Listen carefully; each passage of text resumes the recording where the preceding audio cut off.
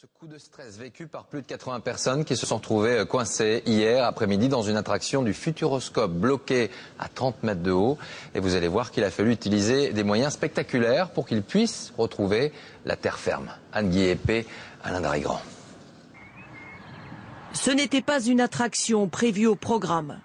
Parce que la Girotour s'est bloquée, 87 personnes, beaucoup de familles, ont dû descendre en rappel de plus de 30 mètres de haut après 4 heures d'attente.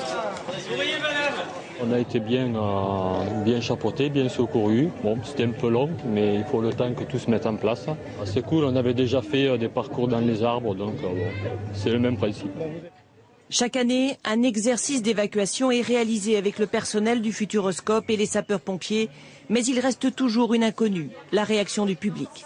C'est une épreuve que les gens n'avaient pas imaginée, donc certains le prennent bien, d'autres le prennent un peu moins bien.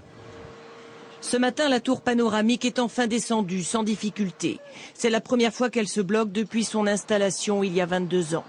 La première question à se poser, c'est quels sont les process qu'on peut faire évoluer pour la faire descendre normalement comme ça aurait dû se faire. Donc ça, c'est la première question qu'on va se poser. Puis après, s'il faut trouver d'autres pistes pour améliorer les choses, on en discutera avec le constructeur.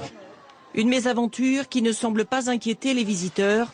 Aujourd'hui, plus de 10 000 personnes vont encore profiter des autres attractions.